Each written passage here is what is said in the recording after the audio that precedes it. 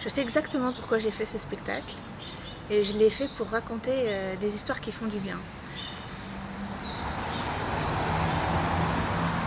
Quand on est enfant, on nous raconte certaines histoires. Parce qu'on est des enfants, on y croit.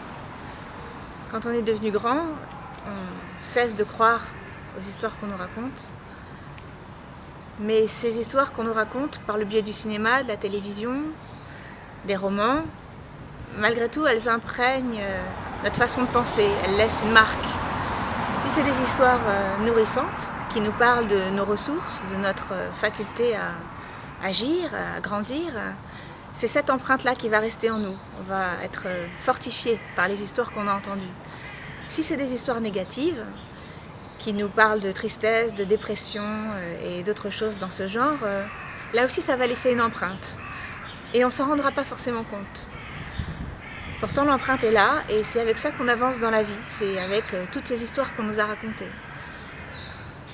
Nous, on a eu envie de raconter des histoires qui donnent de la force.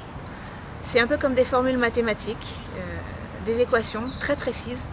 Quand on les écoute, c'est curieux, mais on se sent mieux à la fin.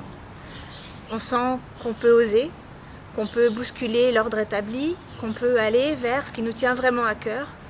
Et peu importe ce que les autres en pensent, peu importe qu'on nous dise que c'est pas possible, qu'il faudrait s'y prendre autrement, ce sont des histoires qui nous mènent vers l'action. Et aujourd'hui, ce dont on a le plus besoin, c'est certainement d'action.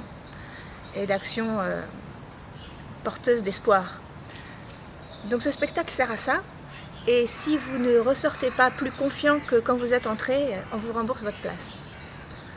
Alors si vous avez envie d'un tête-à-tête avec votre cœur finalement, puisque c'est là que sont les bonnes réponses, venez nous rejoindre dans cette grande aventure des histoires pour donner du courage.